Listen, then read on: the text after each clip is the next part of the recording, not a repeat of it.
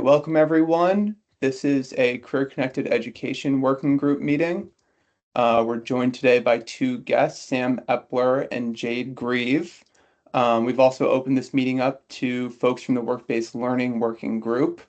This is a public meeting, so others may join. If folks are outside of the commission join, please just drop your name, title, and organization in the chat. Agenda for today, we're going to move the approval of minutes to later in the meeting when we're sure that we have a quorum. We're hoping to approve both minutes for student access and student support.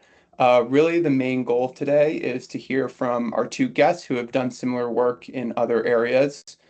Both Sam Epler, who is the former director of strategy and innovation at the Economic Mobility Center, is going to speak to his work in Texas, and Jade Grieve, who is a former chief of student pathways at New York City Public Schools, will speak to Future Ready NYC, and plenty of time for us to have a discussion, ask questions, as it I see Nicole coming in, as it relates to our working group. So quickly, before we jump into Sam, we'll do this later, I did just want to give people a heads up. So the next full commission meeting is August 13th. That is going to be Career Connected Education. So both of our working groups are going to be presenting together. The goal of that meeting is similar to what you saw on July 9th. So just starting to introduce recommendations for the full commission to discuss and provide feedback on. In between the 13th and the 27th, we're going to be getting feedback through surveys, follow-up calls, etc.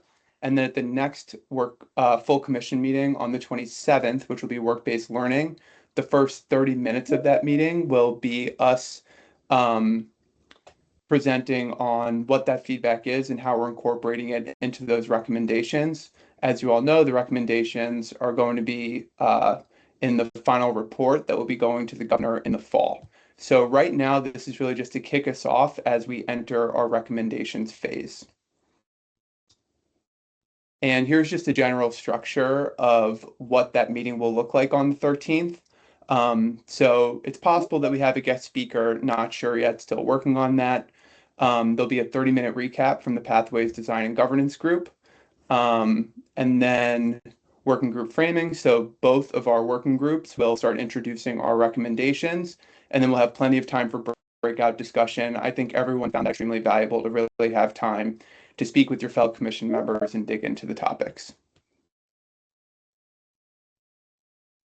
And just a quick reminder to complete the meeting reflections. You all got an email from Chris Rivers with the link to this survey. Your feedback really matters. This is how we're shaping the commission's recommendations. So there are a bunch of questions in there on what was presented to you on July 9th. We also have all the meeting notes from the different working groups, but anything that you didn't get to say during the actual meeting, we want to hear from you in this form. Riley, can you do a quick scan? Yeah, please jump in. I was just going to say I dropped that in the chat, the link to that survey.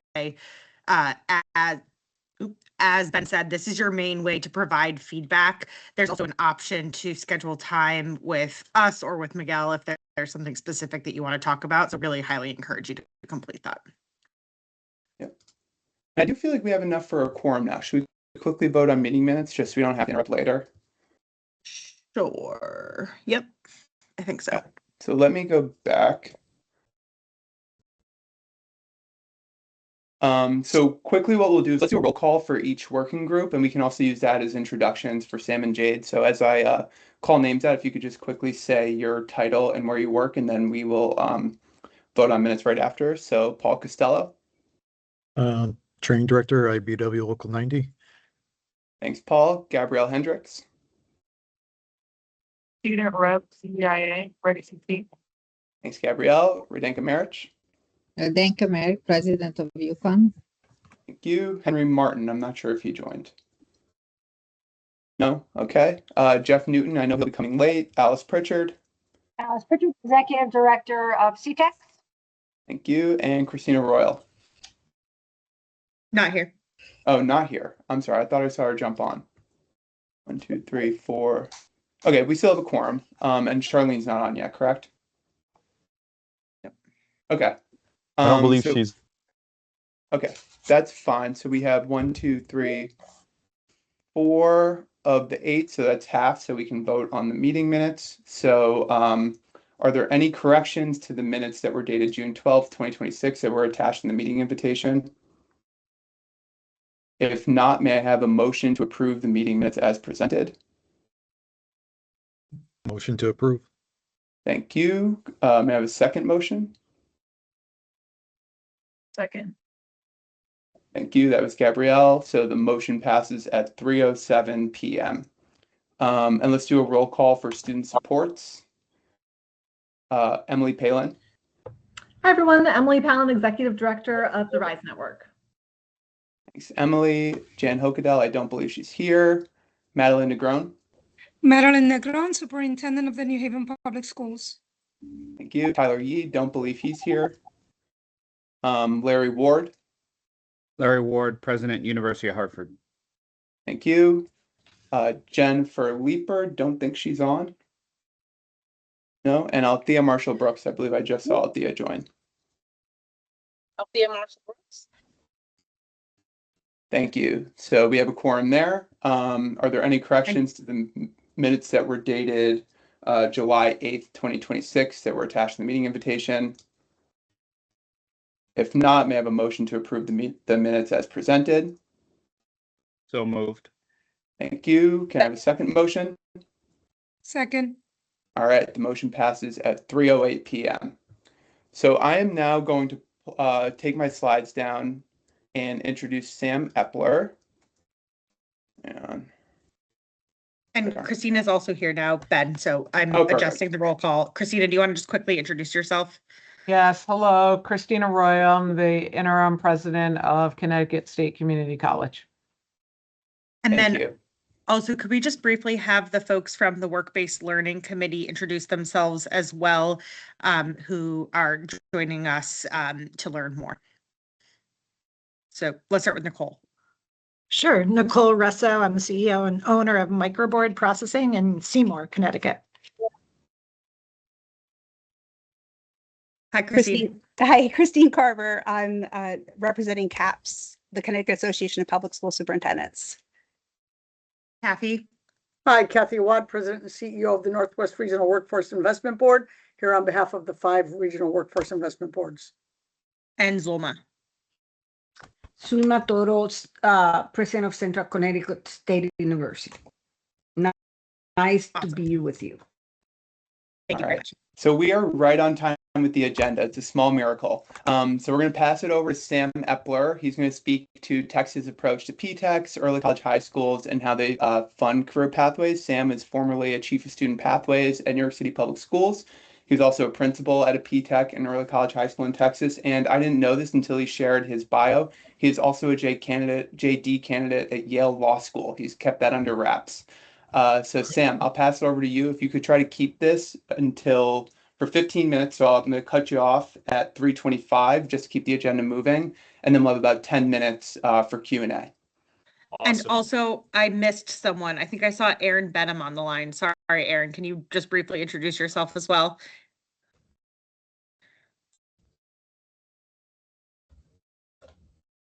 Aaron is also on the line. We can have her introduce herself later. Did I miss anyone else? Is there anyone else here who did not get a chance to introduce themselves? I just want to make sure everyone knows who's on the line. Yeah, hi, it's Shannon Marimon, Executive Director with Ready CT, the Workforce and Education Affiliate with CBIA. Wonderful, thank you. Okay. Can everyone see my screen? Yes. Okay, wonderful. Thank you, Ben. Yes, I am not the chief of school, former chief of pathways. That's Jade. She's up next. I was just a teacher and a principal in Texas, and then most recently I worked at the Economic Mobility Center in the Commit Partnership. But yes, I'm in Connecticut now. I actually just had a son born in Connecticut, so I feel a lot of connection to our great state here, and public schools are very important. So excited to get into it. So I actually took this slide from our July 9th meeting. So as I was framing and going through the questions that Ben put together, I think it's important to start with the landscape. And so what my presentation today is going to run through is really the pathways that Texas has identified at the K-12 and higher education level and how they have funded them and what that looks like in terms of the school models in basically an example school district. I was in Dallas ISD. Dallas County is about the size of Connecticut in terms of the K-12 environment, so it's actually a really great analog. But first and foremost, we are zeroing in on the melt between high school and what I call a pathway of a living wage is. And so there are about 37,000, and this is internal SIP numbers, 37,000 students that enter ninth grade. Only about 22,000 of them actually enroll in college within the first year. And there is a melt of about 10,000 students that occurs when they turn 18. And what that means is that Connecticut basically loses about 10,000 students on a living wage pathway, which according to a Georgetown workforce study, it adds about $5 billion in lifetime earnings each year that we're losing out on. And so I just kind of want to center us here as I go through the presentation. And Ben, I promise to keep it under 15 minutes. I'm going to stick to the schedule. All right, so here's the first thing. Texas in the past decade has done a really great job, and this is the big takeaway. They have aligned school accountability and funding. What do I mean by that? I was the principal of a high school in Texas. More than 50% of my school accountability came, my A through F rating as a principal, it came based on what happened to my students in the college, career, and military space.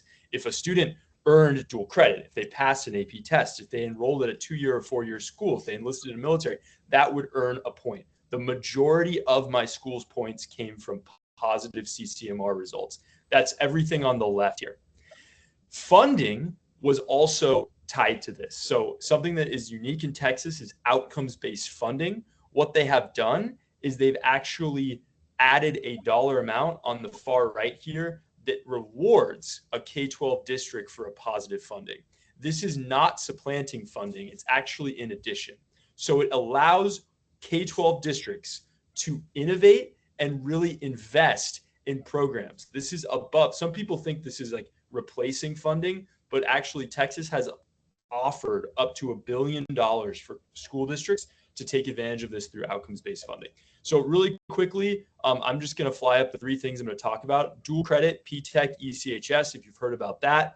You can see where they are on the left side and right side of the chart. Work-based learning, that's the second thing we're going to talk about. It's on the left and right side of the chart. And then college and career counseling. It is present on the chart on both sides, but there's actually bills in the Texas legislature that are actually trying to go through and do a little more innovative work here. Something I really want to highlight is equity. So everything in Texas is centered basically around economically disadvantaged status. So accountability scores are scaled, but also funding is given preference or given at a higher level to students that are economically disadvantaged. I ran a school that was 90% economically disadvantaged. When I graduated a student college ready on the SAT, ACT, plus a criteria, usually at my school it was an associate's degree. I ran an early college, high school, and a P-TECH.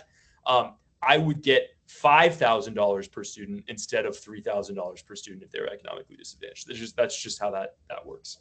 So I know I'm going fast here. There will be time at the end for questions.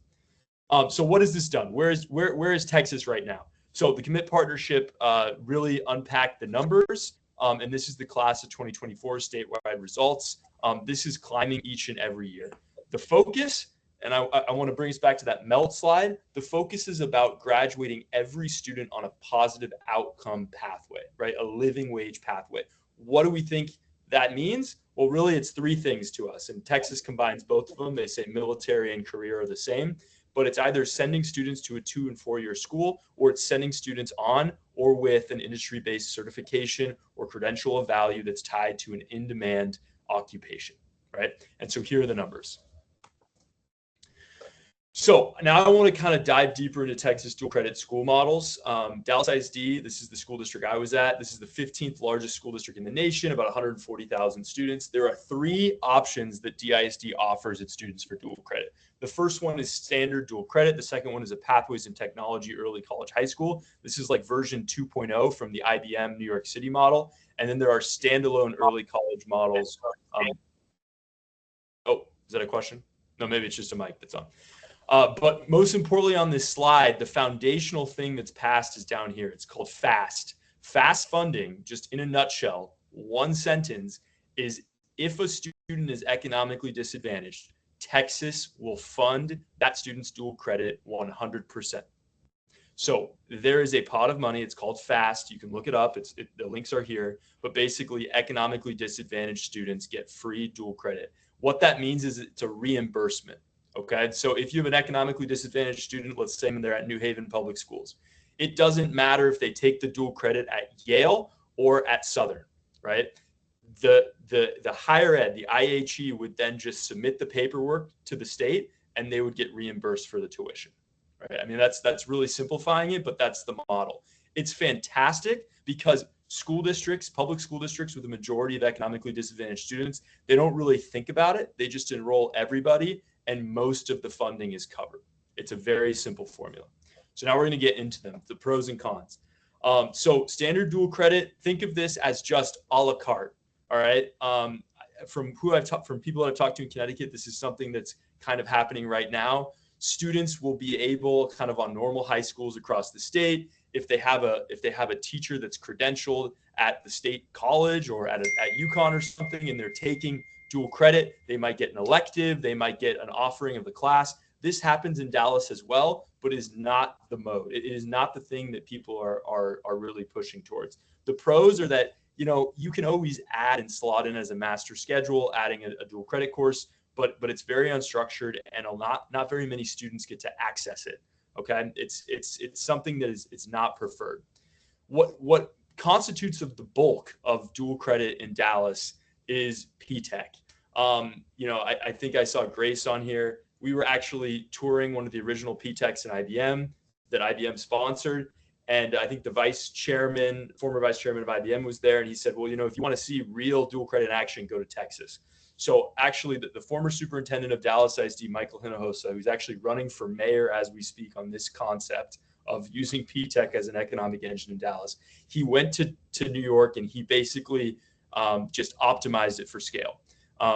This year, 20% of the Dallas ISD graduating class of 9,000 students earned an associate's degree. When you think about how many students that is, that's wild. When you think about the lifetime earnings, that's even crazier. But really what they did was they made every comprehensive high school open a wing of their school. They allocated an assistant principal, they allocated a counselor and a coordinator, and then they set up an industry partner. They approached the community and they said, okay, we have a school in Southern Dallas. Kroger is a big employer. Amazon has a factory, et cetera, and we want to partner at each one of these schools. The big college partner was Dallas College. Dallas College enrolls about 100,000 students annually, or total enrollment. So to put that into scale when you're thinking about the state system in Connecticut. And basically, you take a college partner, you have an industry partner, and you are churning out associate's degrees at scale. I ran a B-TECH. I was the administrator of a B-TECH in Oak Cliff, which is a neighborhood in Southern Dallas. Our partner was actually Weaver and Forvis. It's an accounting firm. And we offered associate's degrees with a focus in business. All right. And so that is P-TECH. And I know I'm going really quickly here, and that's because I got to stay on time. The third option is a standalone early college. The pros and the cons are standalone early colleges are basically renting a wing at the college and opening up a small school. You bus let's say you would open up and you would rent space at Southern and you would bus students from New Haven Public Schools. It would have its own school number. This is more expensive. It's smaller. It's limited students. That's actually me with some students at our early college a few years ago. But this is an almost guaranteed associate's degree. You have near perfect accountability scores, and that's just due to like the hands-on appeal. This is not a magnet program. 8th grade families would apply to this just like they would apply to the P-TECH, and priority is given to first-generation economically disadvantaged families. Why? Because the FAST funding is triggered by economically disadvantaged status, right?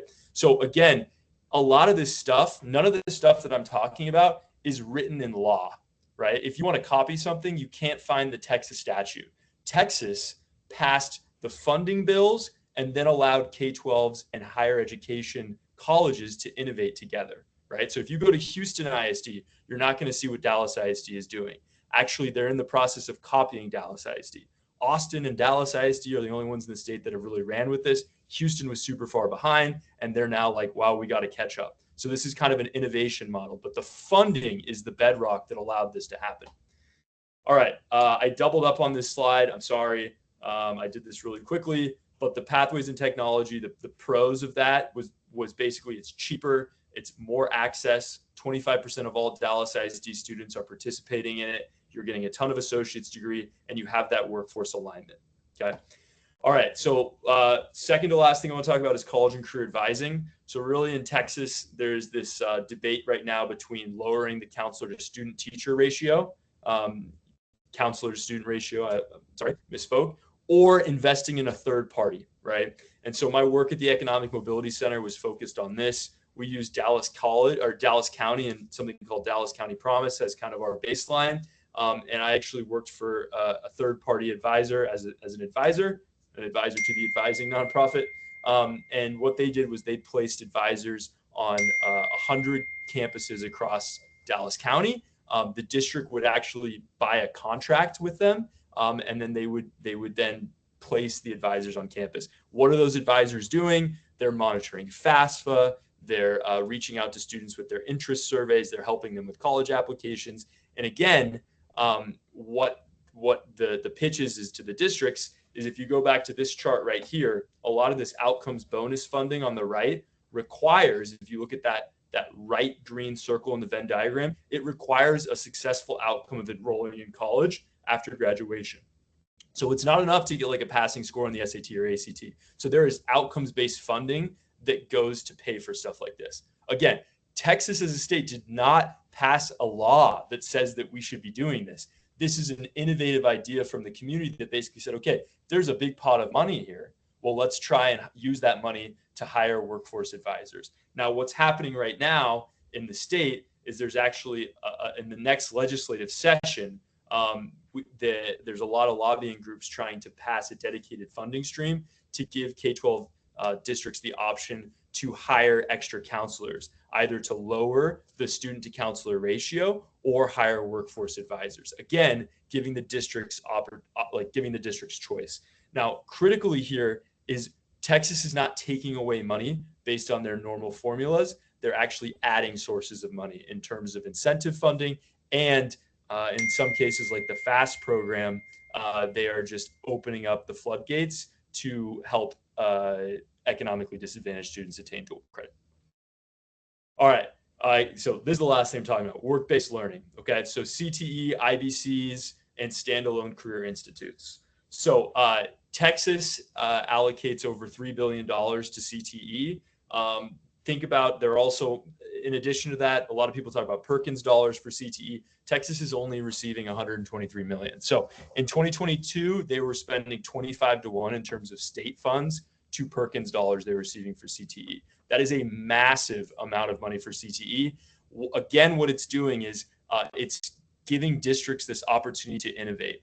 And I keep going back to this slide right here. I'll do it again. But if you notice on the bottom, there's accountability and funding for IBC, right? And so what districts are doing, and districts that are larger have a greater ability to do this, but they're actually opening up hubs, Career Institute hubs. And what I mean by that is in Dallas ISD as an example, they've opened up 4 hubs, north, east, south, west, across the district. And a portion of their student body, we've already talked about 25% of the student body participating in P-TECH and early college.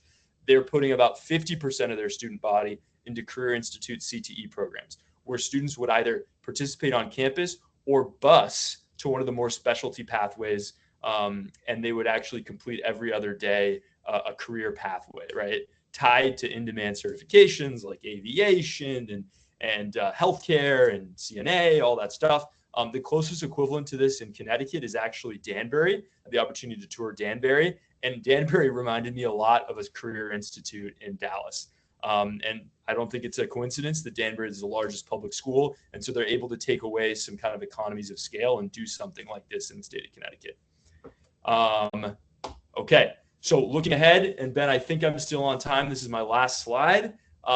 Texas is reweighting the accountability system for the next decade. If you notice, this is kind of you're seeing it here before anybody else. This hasn't actually passed the legislature yet, but they're basically putting pathways out there to give schools a higher rating based on these CCMR indicators. So if you have an advanced post-secondary readiness, you'll earn more points versus if you just have foundational or demonstrated. And a lot of these items here, you can read through them, are tied to this chart at the very beginning, which again goes back to the theme of this presentation. And if there's one thing to take away, it's that accountability and funding need to be aligned.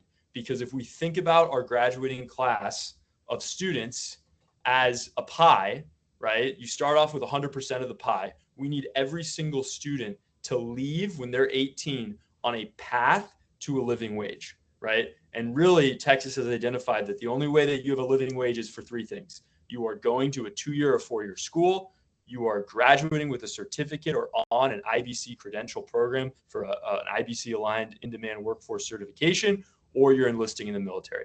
There's really no other way to kind of have a path to prosperity and a living wage other than those three things. And so how do we get the funding and the accountability for our K-12 school districts to align to that outcome, that positive outcome, to decrease the amount of students that graduate each year, not on a path to a living wage? So that is it. I think there are questions, but I guess I'll turn it over to Ben. Thanks so much, Sam. And before we open up for questions, I just want to flag Ajit's comment, and this is no fault to Sam. So that the opening slide on the melt, that data is slightly incorrect. I think it's closer to about 50%. If I'm right, Ajit, just there were some discrepancies in the way we looked at the data. So I just wanted to put that out there just for the record. Ajit had a question in the chat, and that was... Ben, sorry, really quick. So the melt's actually higher. Lower. Oh, I'm sorry. The end result of Connecticut ninth graders earning a credential to living wage, that's closer to 50%. Okay, but then still 50% are not earning one. Okay, got it. Correct. And Maybe, you can jump in. there's more to it than that. I mean, the 50% is high school graduates who earn some kind of college credential. We haven't yet cross-referenced the whole how many earn a living wage, but don't need to harp on that. I do have a question about what is the source of funding, Sam, for the outcome-based funding that's provided to districts? Is that a dedicated state appropriation, or is it like, what is the source of that funding?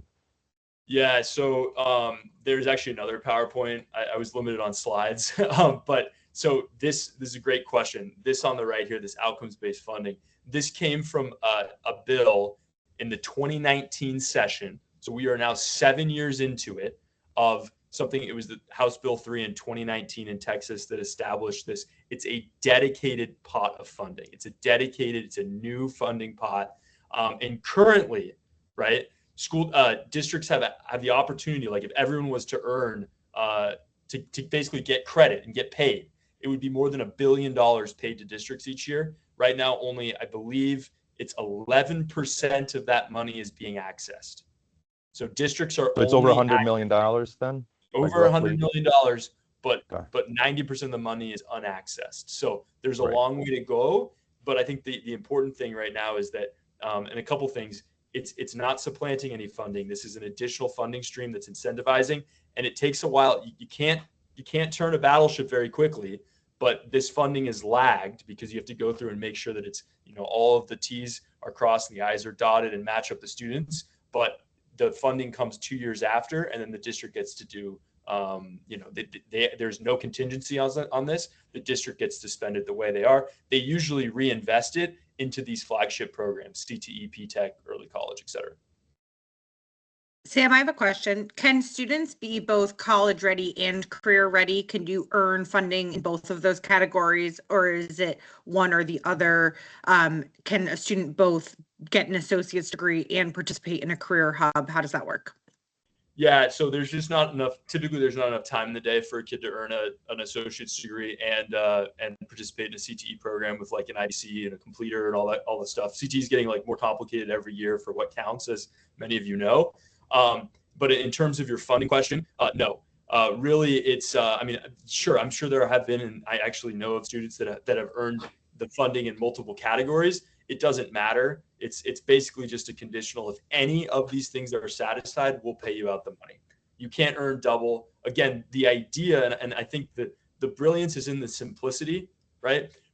The funding model simply says we will pay out if there is any positive outcome leading to a living wage.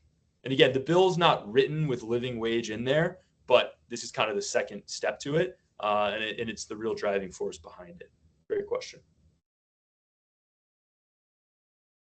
I guess I should add one more. Sorry, I'll add one more quick thing. Just because students are not economically disadvantaged, if you notice, the state's still paying out $3,000 for that positive outcome, because that's still a great outcome, right? You shouldn't penalize a district because they have a student that is economically affluent. It's just you get more money rewarding the difficulty of getting the other student across the stage. Sorry, there was another question. Yeah, I see Ajit's hand raised. Yeah, so just more a comment, really. I think many of these accountability measures we also track in Connecticut. I think the difference is we don't make any payments, any incentive payments like this, which I think is huge. And the fact that Texas has dedicated like over $3 billion for CTE additional, that's pretty amazing too, in terms of like providing that seed funding. In terms of dual credit, our legislature has made a small investment going forward. Our IHEs already provide fee waivers for students from low-income families, but now the legislature has stepped in and provided a appropriation to cover that cost as well, which I think will be good. And just for everyone's information, the SDE has been paying for AP exam fees for students from low-income families for more than a decade. And we've been doing this out of our own existing funds, not really asking for a new appropriation.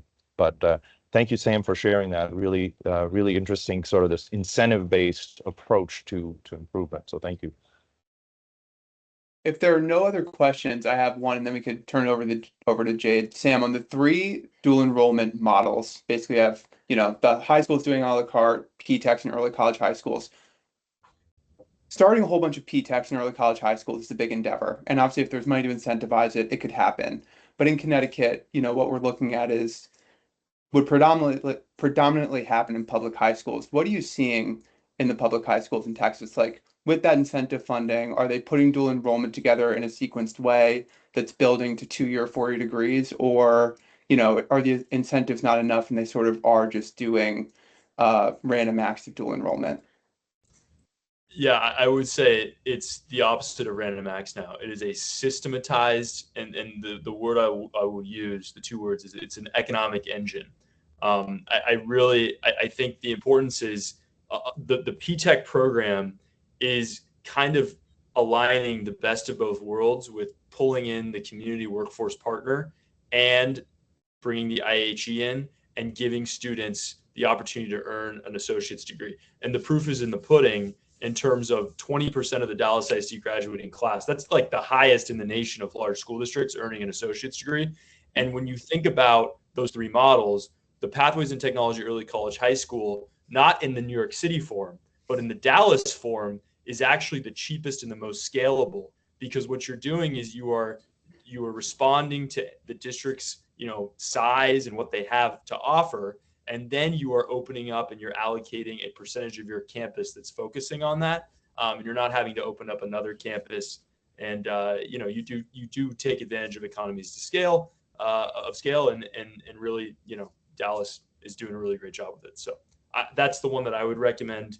And they don't all have to be 500 students. I'll say that. Yeah. Thanks, Sam. Sam, Okay. Just one other quick question, Sam, because I came in a little bit late. Is there one of those 3 models that's more dominant than another, or are they all just working interchangeably? Oh, yeah. In terms of dual credit or CTE and all the other ones? Dual credit. Yeah. So so for dual credit, it's definitely the P-TECH. So I was the principal of an early college. There's only 4 of them, and they're very small. We had 400 kids.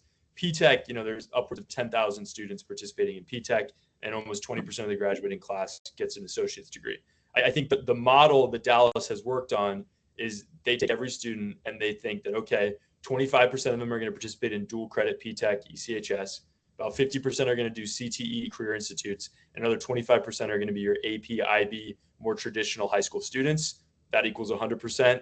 we have 100% of students basically on a pathway to a living wage that's triggering accountability and funding. Yes, thanks. Yep. Thank you, Sam. All right, with that, I'm going to turn it over to Jade Grieve. Jade was the former chief of student pathways at New York City Public Schools and was around for the beginning of Future Ready NYC. So Jade, take it away. Great, thanks. Hi, everyone. Can you hear me okay? Yep. Great. Well, it's nice to meet you all. I know we're short on time. Let me see if I can quickly share a couple of slides. Hang on a second.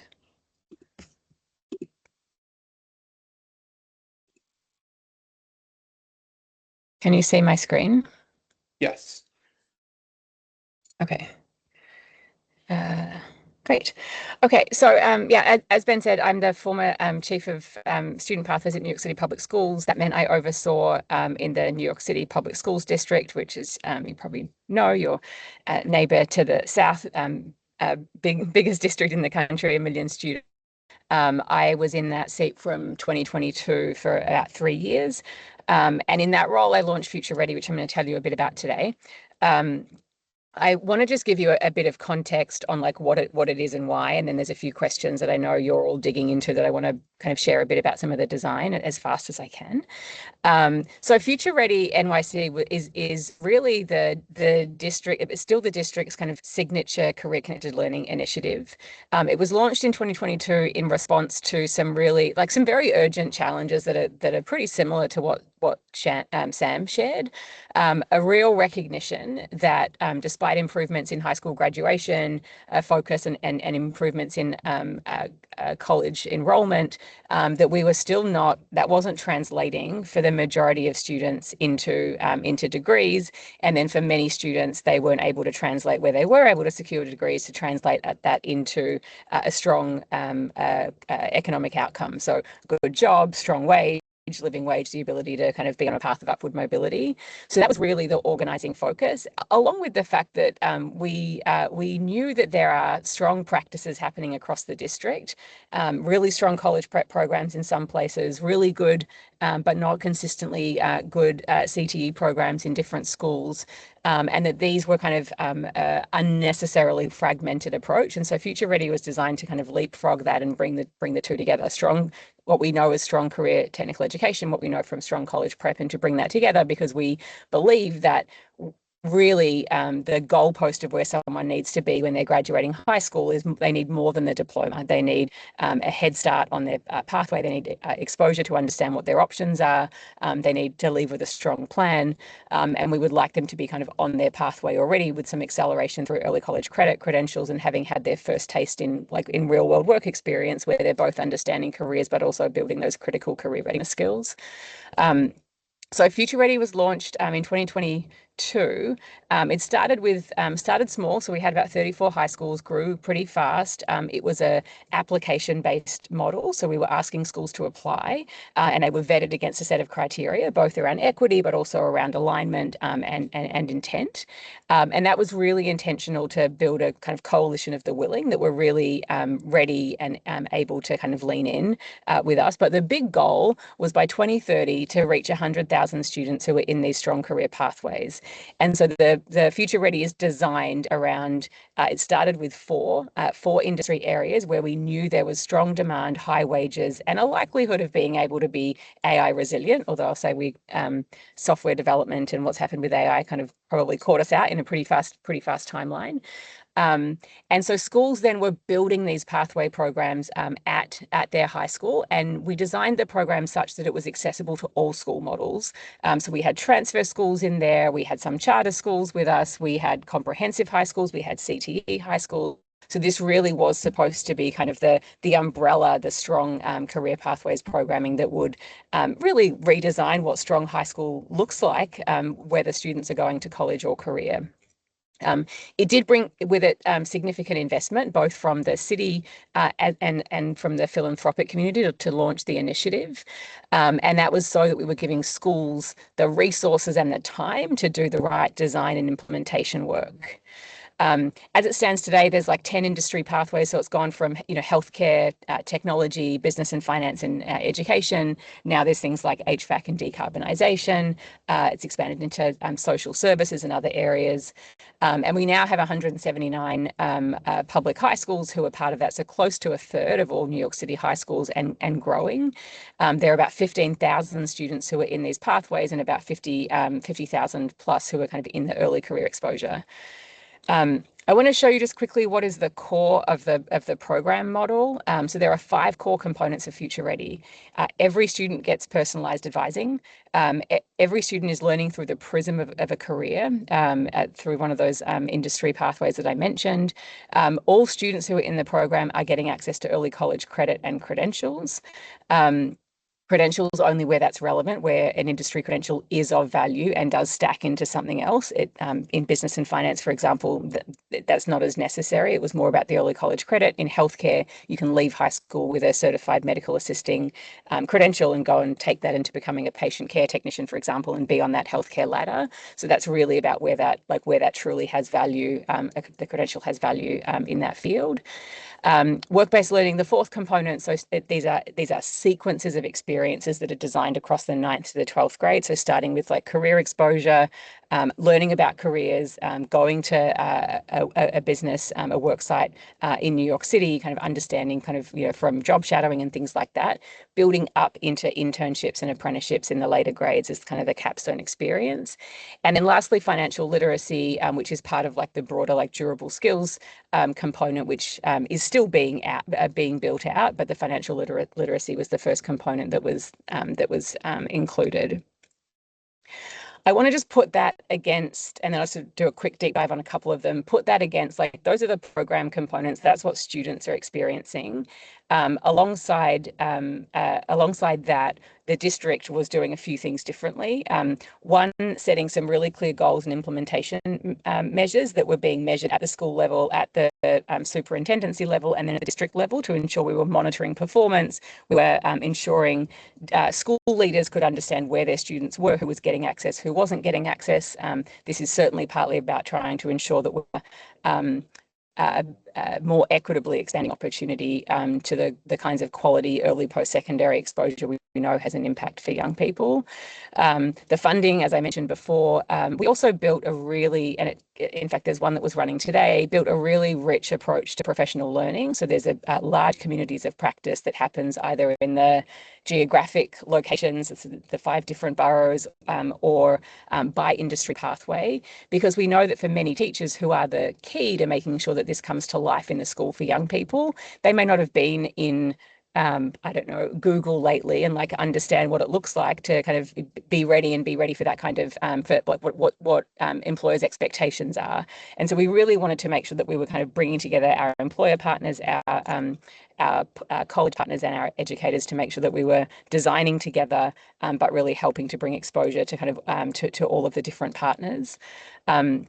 And then, as I mentioned, data and accountability was a big part of it. So we could actually know, are we making progress? That's both about how are students faring in high school, how are they faring in that immediate kind of post-high school period, and then longer term building systems so we can know, similar to how Sam described, are students reaching that point of a strong career launch by 25? Are they able to translate their education into a living wage? Let me just give you a quick look at one of the components, and I'll go as quickly as I can to show you a few before I get cut off here on the timing. So this is what the early college credit component looks like if you're kind of from a student's perspective. Every Future Ready high school was matched with a college partner. That started just with CUNY, and then we also included SUNY, and then there are some other providers in the mix now. In the 9th grade, every student is going to a college campus. That's that like first early exposure, like the kind of the familiarity, feeling of belonging. Every student in the 10th grade is getting their first early college credit. That's like a first year seminar, kind of college going behaviors, exploring kind of careers, thinking about those options and how to be ready. And there's actually some really interesting work happening to build that out more consistently across all of the CUNY campuses right now. And in the 11th and the 12th grade, students are going deeper and getting their second and third and sometimes more credits, but this is a guaranteed minimum of what every student would get. So that college partner with the school is ensuring that students have access to an additional credit in the 11th grade or course, usually three credit course in the 11th grade and the 12th grade. And the critical thing we were designing for here is to make sure that the courses that students were getting were ones that would like activate students' excitement for the field. That we want to make sure, like, yes, there are some really important core credits young people need, but if a young person's interested in healthcare, we want them to be doing, the credits that are going to both accelerate their time to complete degree, but also that's going to really help them kind of understand what it might be like. And sometimes we front load some of these courses we found we were either front loading courses that were important, but potentially weren't the ones that like sparked your love and understanding of the field. So we've done some real design work with our college partners to build that in. And then now there's some more work happening in partnership with CUNY to get more high school teachers accredited as adjunct faculty so that more of that early college credit can happen inside the school day in the high school where students are comfortable and where we're seeing a lot of success, as well as that being a really cost-effective model for scale. I mentioned quickly before, in some of the pathways, there's also a credential of value that students can walk away with. Healthcare is a good example. They are stackable credentials. So in the earlier grades, a healthcare pathway student's going to get that basic cardiac life support, but in their 12th grade, they're leaving with the certified medical assisting, which actually carries real labour market value. They could take that into an entry-level job, be in that workforce, potentially be able to kind of access tuition reimbursement, or as they're working, as so many students need to work while they're at college, they're able to be in the field and kind of already be on that career track.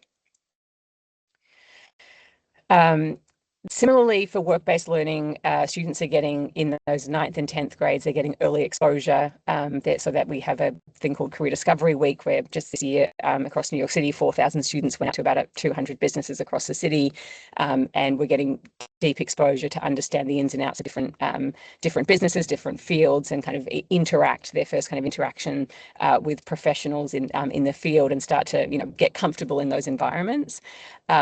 Then in the 10th and 11th grade, there's more what we're calling industry workplace challenges, where students are solving real world industry problems with feedback and mentorship from industry partners, but it's happening in the school, a very scalable model of work-based learning.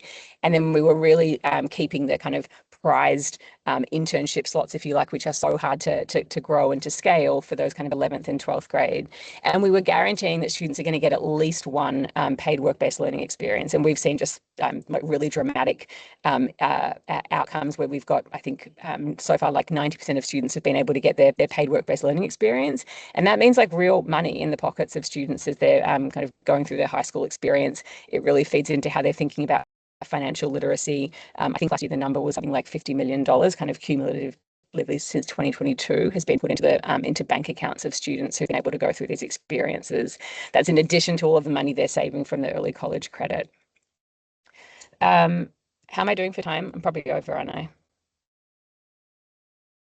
It's okay, Jade. Keep going. Okay. I think I've got 2 slides left. As I mentioned at the start, this has been designed for the variety of schools that are in the New York City system very intentionally.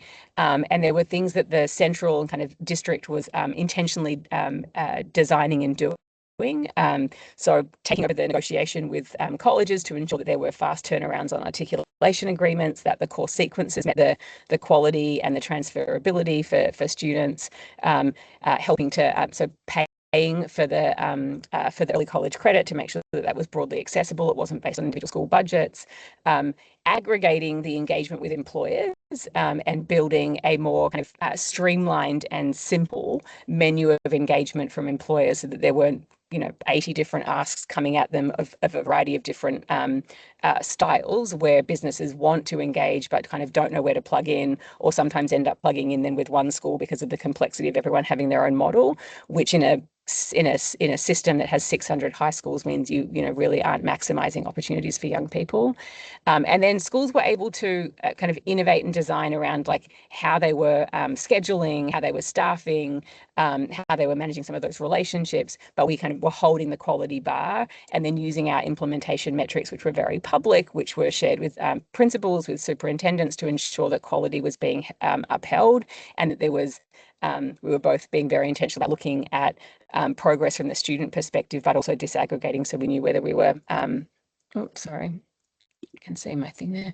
So we knew whether we were addressing some of the equity concerns that had been a feature of some of the programmatic components that are in Future Ready, but they just hadn't been equitably shared across all students. Okay, I think I'll stop there in case there's any questions. I guess maybe just a couple of like quick things to say. What we were already seeing just a couple of years in is statistically significant improvements in GPA. Students were engaged. They were interested in what they were learning about. This is we did some really important studies across this. We were seeing higher attendance, lower chronic absenteeism, and we were seeing dramatically increased numbers around advising, the number of students leaving with a plan. Still lots of work to do, to be clear. And I think one of a couple of things I will call out is I think there's still a real need to bake this more intentionally into accountability systems, that this is consistent with the things that we are saying, kind of, what it means to be a good school, and how we kind of hold that up. Anyway, so I'll leave you with that, but that's a very quick run around a very rich and comprehensive program that is showing, I think, enormous potential and really having impact in just a short period of time. So I haven't been able to touch everything I would love to share with you, but I would welcome any questions that people have. Thanks, Jade. If folks have questions, just raise your hand. Jade, Let's go for it, Jeff, and then Dante. Jay, quick question. Back in one of your beginning slides, you mentioned about personalized advising. Who does that personalized advice? We've recently had some conversations about the need for advising students, and not necessarily the guidance counselor at a school. I'm at a K-12 setup. Just curious. Yeah, we well, this is the old we. I'm using the royal we now. So the New York City initiative. It was both, there are actually college and career advisors in schools. So we were helping to support the growth of some of those positions, and also to create this is kind of part of the policy component, to create a bit of shape around what does high quality advising look like when you're doing that in a college and career frame. One of the things I heard in my old role consistently is that counselors, advisors, so we kind of some schools have both. Some schools only have guidance counselors. So we know there's like a need to think about how do we prioritize and augment that time. But they just didn't have enough information around how to advise and guide students around the non-college pathways. And so that was a big part of what we were trying to build, was a clearer playbook around how to think about high quality advising across college and career, and making the frame much more consistent about everybody's going to career. There are multiple pathways to get there. So we launched a number of new training initiatives for those advisors. There were certainly many schools hired new advisors kind of into those positions with the funding that they got from the district. That doesn't solve the ratios that I'm sure you're imagining and thinking about in your own context, but it certainly was trying to both boost some of the numbers, create more intentionality about how time is spent, give more guidance and professional learning to the critical people that do that in schools. And also one of the things that the city really wasn't leveraging sufficiently, which this initiative brought in, was the use of more digital tools, not to take away the important work that counsellors and advisors do, but to augment that so that they, they're kind of leveraging the best of technology and then keeping the, one-on-one really personalised conversations for where they can have the most impact. And Dante, I'm sorry, Ben and everybody, I have to sign off and go to another meeting, but thank you, everybody. Thank you. Thank you. Dante, coming to you in just a second, but Jade, just to follow up on that, can you also talk a little bit about schools who have brought in work-based learning coordinators and dual enrollment coordinators, because I think that was an important part of the model as well. Yeah, so again, schools were given some flexibility to how they used the resources that they were given. Schools were given substantial resources to be part of this with a clear intention that that would kind of taper off over time. But we knew that there were important positions that were needed. Some schools already had work-based learning coordinators who do that like in betweening for students, kind of ensuring students like have a place to go, that they've got their paperwork prepared, that they're engaging with their employer partners or the intermediaries. Many schools didn't, and so that was a new position that Future Ready funded at schools, which helped the expansion of work-based learning and to ensure that students were ready. I think it's one of the criticisms you often hear, like you can send students straight in, but if they haven't been prepared, then it's hard for them to maximize that experience. And so it's a really important component. We also, the program also funded coordinators, additional coordinators who sat in between colleges and high schools. There's just so much design work and coordination that goes to ensuring that courses are available, that students are either, making it to class, that the right course is being made available at the right time in the sequence. So there actually was funding given to the CUNY system to employ more people to do that liaison role. And then some schools were also were giving additional people responsibilities in the school to be the kind of liaison or partner to the college partner. I guess the larger, more macro point that I would just say is that what all this is pointing to is we're saying we want students to have a different set of skills and experience. It also needs to be reflected in how we resource and support schools to do that. And that model looks quite different to how it looked before we were kind of having these conversations about linking education to economic mobility. So there's, certainly still some ways to run in the New York City context around how do you ensure that that sustainably sits on the school's budget versus the kind of launch funding that schools were getting through this initiative. But the intent was to make sure they had those resources and to have some time to think about how to integrate that into their table of organization. And Dante, over to you. Sorry. That's okay. Thank you. In the interest of time, I think I'll put out there what I'm wondering about, and you may or may not choose to let that be answered right now to the organizers. So I think you were about to show a slide that spoke to the implementation challenges. I would love to make sure that we see those. And I don't know if you have time to speak to them now, but I also wondered, was there a role, a deliberate collaboration with your Department of Labor? That's what that's my agency in Connecticut. And then the third thing that I would be wondering about is, and this may be more for Texas because I came in halfway through the hour, I had another commitment. Transportation is an issue here in Connecticut, a significant issue that I'm really not sure how we're going to overcome, especially in some of our more rural areas, because we don't have the public transportation networks that you have in New York City. So I assume it wasn't as bad in New York, but I'm curious as to how, maybe it was.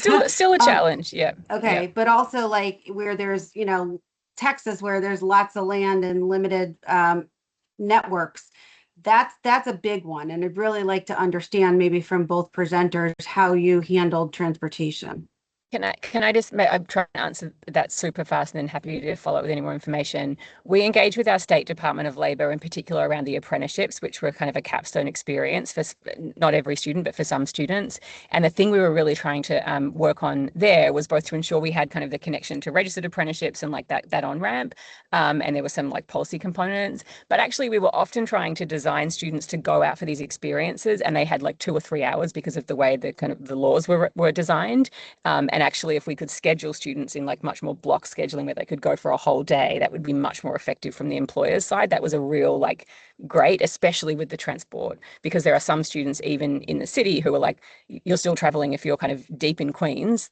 You're potentially, and you're heading into Manhattan. That's a big commute. So transport was still an issue. I would just say 2 things on that. I talked about the expansion of adjunct faculty to get more dual credit on the college side happening inside the high school. That's a really important part of that. And then for the work-based learning, I also talked about this more scalable model of doing a simulated internship in effect in those kind of 10th and 11th grade. So industry are engaging, they're providing the problem to solve, they're providing mentorship and feedback, but it doesn't require the I get one internship spot, I go to a business. That actually happens in a cohort inside the school. So I think there's just different ways to think about that. I think transport, it's different everywhere, but it's a challenge in most places, I think. In that last case, did you bring the professor to the high school? Yeah, so either the professor to the high school or the high school teacher becomes an adjunct professor at the college. Yeah. Thank you. And just to touch on the Texas thing, because you're right, that's the beauty of these kind of unrestricted outcomes-based funds. And so two things on that, right? So Dallas ISD is on track this year, I think, to get 12 million in outcomes-based funds. A lot of that money goes directly to transportation, right? Like if you just think about dual credit, you're busing students their junior and senior year to the college and back. For the career institutes, you're busing them to career institutes and back. The beauty of it is because of the FAST funding, right? Like the tuition, all that is covered. The CTE funding, all of that's covered. So then the outcomes-based funding pays for kind of and it's up to the district. If the district is choosing to do a lot of dual credit, well, you're going to pay for a lot of buses and food services to the college.